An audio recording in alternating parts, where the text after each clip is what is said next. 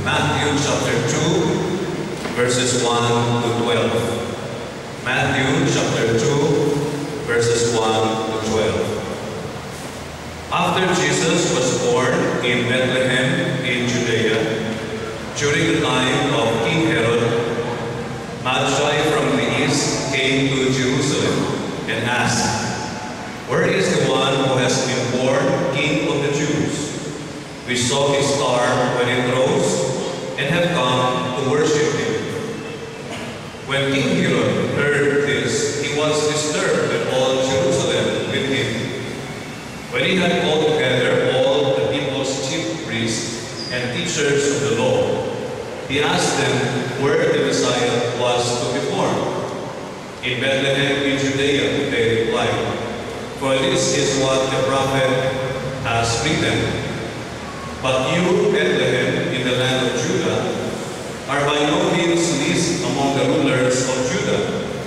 For out of you will come a ruler who will shepherd my people Israel." Then Herod called the Magi secretly and found out from them the exact time the star had appeared. He sent them to Bethlehem and said, "Go and search carefully for the child. As soon as you find him, report to me, so that I too may go and worship him." After they had heard the king, they went on their way, and the star they had seen when it rose went ahead of them until it stopped over the place where the child was. When they saw the star, they were overjoyed. On coming to the house, they saw the child with his mother Mary, and they bowed down and worshipped him. Then they opened their treasures and presented him with gifts of gold, frankincense, and myrrh. And having been warned in a dream not to go back to Herod, they returned to their country by another route. May God bless us on the reading of His words. Palakpakan mo natin ang Panginoon sa kanyang mga salita. God be the glory. If someone would ask you what Christmas means to you, baka iba-iba yung sagot natin. But I think Christmas is not just a time when we commemorate the coming of Jesus Christ into this world, but Christmas is also a time when our motives are tested and our spiritual conditions are determined. Malalaman kung ano talaga nasa loob ng puso natin at sa isipan natin. Because in this passage, we see two kinds of mindsets. Yung mindset ni Herod at saka yung mindset ng mga wise men. Dahil nakikita ko na si Herod was a man who almost malapit na talaga siya sa kaharian ng Diyos. Kasi nandun na siya sa Jerusalem. But he missed it. He was there. While the wise men, they came from a distant place. Malayo po sila. In fact, the Bible tells us that they came from the east. And some scholars think that east of Jerusalem is Jordan, next to that is Iraq, and next to that is Iran. Iran is Persia, Iraq is Babylon. So kung titingnan natin, nung panahon na yun, maganda ang relasyon ng mga Persians at ng mga Hudyo. If you remember King Darius and King Cyrus, they were the ones who allowed the people of Israel to go back after 70 years of captivity in Babylon. So nagkaroon ng magandang samahan ang mga Persians at ang mga Hudyo. In fact, until today, you might be a little confused about this because Iran wants the destruction of Israel. But if you go to Iran today, you'll find out thousands of synagogues. They do not kill Jews in Iran. Ang ibig sabihin, maganda yung samahan ng mga Persians at sa mga Hudyo. Even until today, when Iran is predominantly Muslims, they do not kill Jews. They allow the Jews to have their synagogues. Even in Tehran, the capital of Iran itself, you can find Jewish synagogues. So it's possible na itong mga Magi during the time of Jesus were from Persia. And if it is from Persia, napakalayo po mga kapatid. Napakalayo. They have to travel. Siguro camel ang gamit nila, horses. Kaya wala pa namang mga modern vehicles noon. Pero itong mga tao ito, kahit malayo sila sa temple, malapit sila sa kaharian ng Diyos. In contrast to Herod, na nandun mismo sa Jerusalem, in fact, he was the one who rebuilt the temple. And yet, he missed entering into the kingdom of God. Kaya it is not like Arab people na nandito na tayo sa loob ng simbahan ay nasa kaharian na tayo ng Diyos. It depends on what kind of motivation do we have. Our motives are tested and our spiritual conditions are determined. Because Herod was a man who was unwise. Hindi siya wise man. Hindi katulad ng mga wise men. But don't mistake me na magsasabi ako na hindi siya wise dahil na bobo si Herod. Of course not. He was a brilliant man.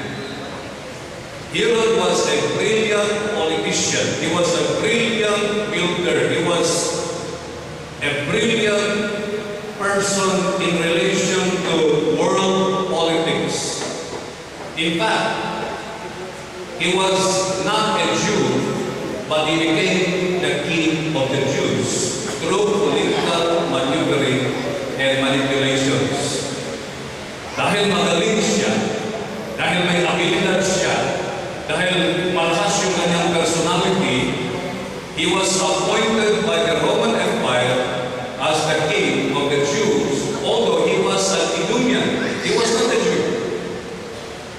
And because he was a very good tactician, he defeated his rival, Antigonus, the last of the Hasmonean dynasty, and Herod established his own dynasty. So magaling si Herod. And he was very industrious. Hindi po tamad si Herod. Ngunit he was not wise. Tingnan po natin kung bakit itong mga wise men, they received God's favor. Unang-una nakita ko dito mga kapatid. One of the marks of a wise person is that he is willing to live and sacrifice the temporal and the material in search for the eternal.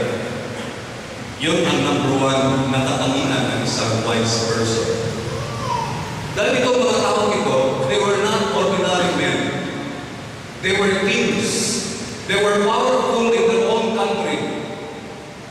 Iniwan nila lahat yun. They risked their lives. They risked their political career.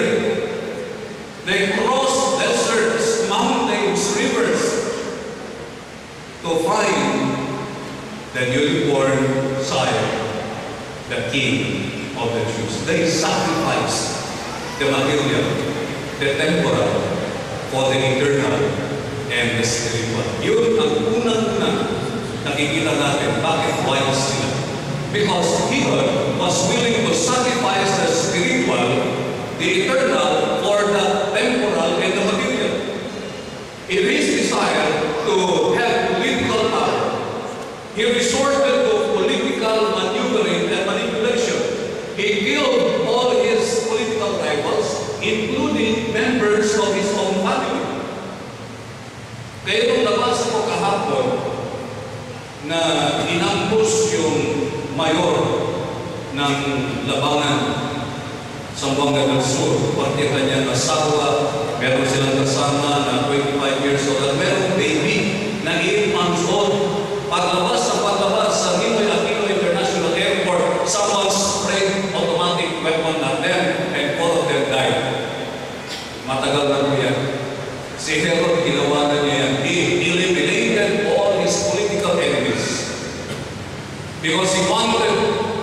political power, and economic prosperity. Pero itong mga wise men, they were willing to sacrifice the temporal, the material, to find the spiritual and the eternal. Kumusta naman kapatid? Kumusta ang puso natin? What are we sacrificing today? Kung i-video tape yung buhay sa loob ng 24 hours, and then you replay it, look at your life for the past 24 hours. Ano ang nasa isip mo? Ano ang lumabas sa bibig mo? Ano ang nasa puso mo during the 24 hours? Are these temporal, material, or eternal and spiritual? Ano ang pinag-uusapan natin palagi? Bahay, damit, sasakyan, ano ang pinaka-latest model ng cellphone? By the way, hindi nga iPhone 5S ang pinakamahal. Nabasa ko, ang pinakamahal is made by Android is 300,000 per unit. Hindi na kung bakit ganun kamahal. Kahit daw martilyo, hindi pwedeng sirain. Diamond lang ang pwedeng mag-scratch sa kanyang screen. Yun, inaabangan na ng maraming tao yan. When the cell phone came up for the first time in 1990, it was very expensive. 90,000 ang isa. Only the rich and the famous could afford. Ganito kalaki. May buntot pa. Maraming namatay, maraming pinatay, maraming nabuhang, maraming napasmo para lang makakuha ng Motorola. Dumating ang panahon, lumit yung cellphone. Wala nang bumibili ng Motorola o Koki. Makakuha, magdaladala na ito. Wala na. Nasa garbage ka na. Pero noon, people were willing to kill and be killed just to get it. Then dumating panahon na hindi ko maintindihan bakit nag-iba ang pangalan ng mga cellphone. Prutas na. May cherry, blackberry, apple, wala pa yata mangga, at star apple, wala pa. Ako mag-iipin mo. Then, yung mga unang mga model, nobody cares for them anymore. Pero noon, people were willing to sell their souls to get it. It was in 1998 when Nokia 3210 came out. The first time na pwede ka mag-text. Kasi noon, tawag-tawag lang man. Yung mga old model, tawag-tawag. Then Nokia 3210 came out. Text message, graphics, app. Nangabuang po ng mga tao. Text lang, text dito. Isa mahulog na sa kanal, sige text. Na ilang text, ilungkab, patay. Ikuha ang cellphone, yung nagnakaw ng cellphone tumakbo, nabunggo ng truck, patay. Many people were willing to die and kill, steal, to get it. Pero ngayon, pag may mag-birthday, tingnan nyo yung sa Philippines, may mga mag-birthday dyan, huwag kayong mag-regalo ng Nokia 3210. Baka patayin pa kayo. Insulto na. Meron na nagsabi kanina, Pastor, pag na-snatch yung bag at tinignan ng magnanakaw sa loob, ang laman ay Nokia 3210, hanapin niya yung may-ari. Ipukpok niya sa ulo yung Nokia 3210. But years ago, people died, became crazy for these material things. They are temporal. Wise men are willing to sacrifice the temporal, the material, in search for the eternal and the spiritual. The second reason I believe why these men were wise, in contrast to Herod, the unwise, was that they came from a very, very far distance. And when they arrived in Bethlehem, nandun si Joseph, nandun si Mary, nandun si Jesus. Siguro may mga aso din doon, may mga kambing, may mga baka, may mga tupa. But they worship only Jesus, no one else and nothing else. They bow down only to Jesus. Herod never bowed down to Jesus. Silingan pa sila. He never found Jesus. He never bowed down to Jesus. But Herod, every time he went to Rome, he would bow down to the Roman emperor. He would bow down to the senators.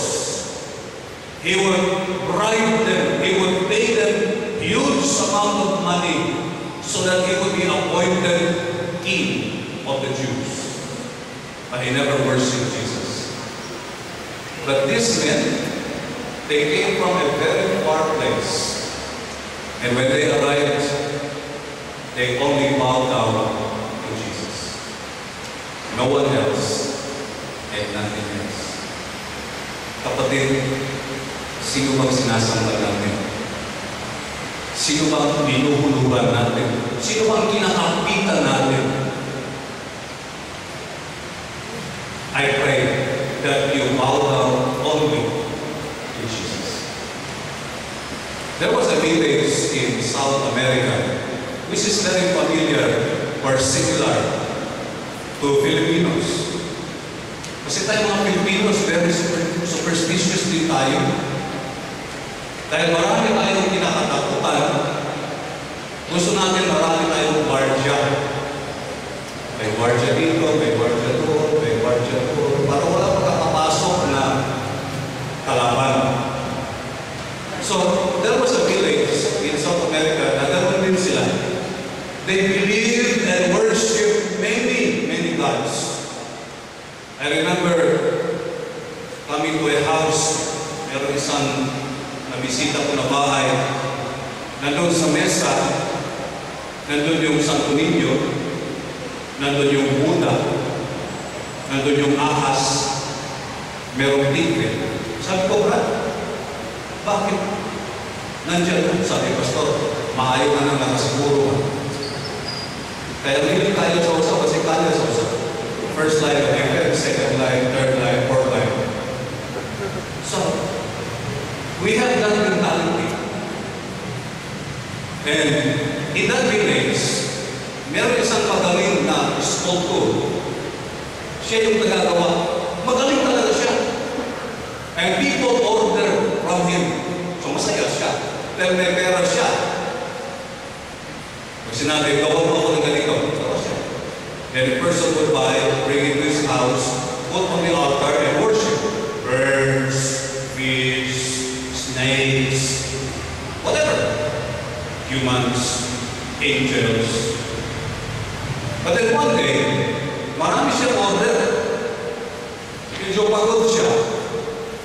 At dahil pagod na siya, nasipyat pa sa sipahan. Nasipyat. Ang bigas matataho, yung sa kabilang maliit, sabi niya, baka hindi na ito bibilhin. Kasi, bakit palaki ang matawag sa kabila? Yung sa kabila maliit. So, pininturahan na lang niya. And he said, sana hindi mapansin nung nag-order. Hindi na napansin. Kinuha, binayaran siya, dinala sa bahay, nilagay sa altar, sinamba. So he said, if these are gods, dapat magalit na sila sa akin. Dahil insulto yung sa kanila, malaki yung kabilang mata, yung kabilang maliit. And so, nung meron na nag-order sa kanya, intentional na talaga ang kanyang ginawa. Hindi na sitya, hindi na mali. Intentional na. Gawin niyang malaki yung tenga sa kabila. Yung sa kabila maliit. Yung kamay sa kabila, maiksi. Doon sa kabila, mahaba. Binibili pa rin. Binadala pa rin sa bahay. Sinasamba pa rin. And so he said, if these are truly God's, matagal na akong patay. Dahil hindi tama yung aking ginagawa sa kanila. And so one day when the missionary arrived in that village and preached about Jesus, Jesus, the creator of everything, the sustainer of everything, the person who came to earth to save us from our sins. And when the missionary invited the people to come, the first person to come was that sculptor. Sabi ng mga tao, napuang na. Siya ang gumagawa ng mga sinasamba natin. Ngayon siya ang unang pagtangkap. Mawalan siya ng pera. And he turned around and said, hindi ako ang baliw. I am not crazy. You are the ones. Dahil kayo, sinasamba ninyo yung ginagawa ko. I determine how big they are. I determine the size of their eyes, the size of their ears, the size of their nose. Hindi naman nakakapagsalita ang mga yan. I worship the person who created me, who gave me life, and who sent His Son into this world to save me from my sin, and I worship Him. Kapatid, a wise person worships only the Lord Jesus Christ. The third reason, I believe, why these men were wise, not only that they left the temporal, the material for the eternal, they knew whom to worship. They also knew what to give to the person they worship. They bowed down, opened their gifts of gold, frankincense, and myrrh, the best at that time. Jesus was the best thing that ever happened to their lives. Now, they gave Him the best from their lives. Pag kilala mo si Jesus, kapatid, you cannot afford to give Him less than the best. Pero kung hindi mo siya kilala, at wala kang respeto sa Kanya, I'm not surprised if you just give Him the leftovers. Tingnan niyo si Herod. He built the temple. Akala niyo he worshiped God? Of course not. He built the temple to please the Jews. Because he was not a Jew, he was an Idumean. And in order to impress and please the Jews, he built their temple. But he never went there and worshiped.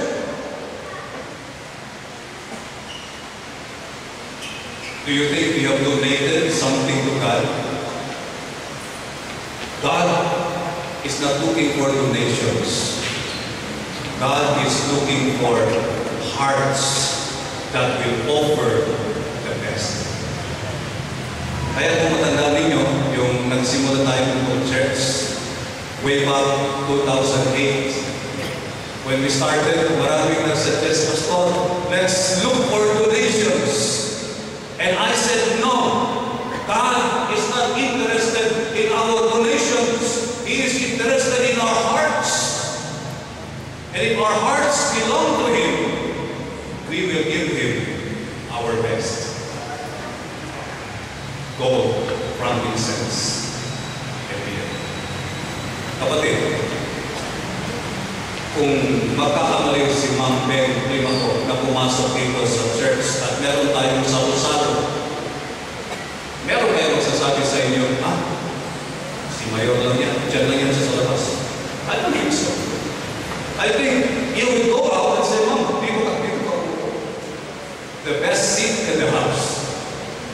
At pag nakumpisa na kumain, I don't think anyone will say, sige, mauna tayo kumain, mamaya na siya. No, I think it will be the reverse. Mauna muna siya, bago tayo. Why?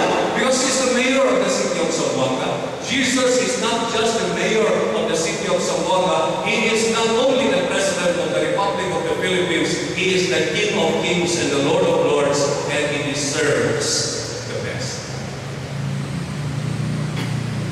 Kung alam natin ang ginawa ni Jesus para sa atin, kulang pa itong katawan na ito na ialay para sa atin. Kulang pa isang lifetime to offer to Him if we truly understand who Jesus is to us.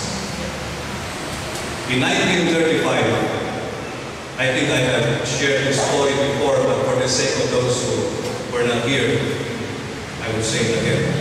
In 1935, Japan invaded China.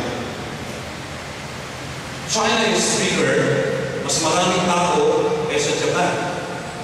But because Japan at the time was superior in military power, meron silang mga aeroplano, meron silang tangke de guerra, naval boats, kanyon, machine guns. Ang Chinese at that time, kung fu. Pero magagawa ng kung fu sa bala, sa usaw yung extreme, tusuro na. Tusok ng bala, patay yung sing. Luway kayo. Millions of them suffered from 1935. They did not like the Japanese, they hated the Japanese, but they could not do anything. Many of them lost their property. One night, umulan-ulan, meron isang young couple, pauwi na mula sa palengke. Dumaan sila sa detachment, mga Japanese soldiers. Tinawag sila, mga espiya kayo. Bakit kabay na kayo? Sir, hindi po. Hindi kami spies. Umuulan kasi kaya hindi kami napanguwi na agad. The soldiers struck them, beat them, namatay yung husband. Yung babae, buntis pa lang. Nakunan, she survived, but she had this hatred against the Japanese. Every time she would see a Japanese, umuulo yung kanyang dugo, but she could not do anything. Then in 1945, Japan was defeated, and now the table was turned. The Japanese were now leaving the country in a hurry. The Chinese, by hundreds, by the thousands, were pursuing them with bolos, with axes, with clubs. At sino ang aabutan, patay. Nakita ito ng babae who was tortured 10 years before. Nakita niya na meron isang pamilya ng mga Hapon, inahari, na iwan nila ng isang bata, babae, 1 year old. She also saw hundreds of Chinese very angry, rushing. Nakita niya na kung maabutan yung bata, patay talaga siya. Kanyang ginawa, kumapos siya at niyakap niya yung bata. And she told Chinese, don't touch her, she's my child. Dinala niya sa bahay, pinaliguan niya, pinihisan, pinakain, pinaaral hanggang sa lumaki na yung bata. Sabi niya doon sa bata na, you are not Chinese. You are Japanese. Your parents left you in a hurry when they were fleeing. We hated you. But when I saw you, na sigurado kang mamamatay, I embraced you. But if you want to go to Japan, to look for your parents, I will allow you. So nung 20 years old na yung Japanese girl, she asked permission from her foster mother, Nay, pwede ba akong pupunta ng Japan, hanapin ko lang ang aking mga magulang. The Chinese woman sold her property, gave the money to the child, para meron siyang magamit, hanapin ang kanyang mga magulang. The child went to Japan, but she did not find her parents. And she stayed there for 20 years. Kapag tapos siya ng pag-aaral, may mga property na siya doon, may pera na siya. And one day, she received a letter from the old Chinese woman. Anak, I am very sick and I am dying. When the Japanese lady read that, she sold everything she had in Japan, went back to China, took care of this old woman until she died. Bakit niya ginawa yun? Komportable na siya sa Japan. But I believe this lady remembered na kung hindi siya niyakap ng Chinese woman when she was only 1 year old, hindi siya makarating ng 40. Patay na siya. She was willing to sell everything she had in Japan and take care of that Chinese woman because that Chinese woman also gave her life for her. Brothers and sisters, we give our best to Jesus because Jesus gave himself to us. We are wise. If we live the temporal and material in search for the eternal, we are wise if we worship Jesus alone. And we are wise when we know what kind of a gift we are going to give to him, the King of Kings and the Lord of Lords. To God be the glory.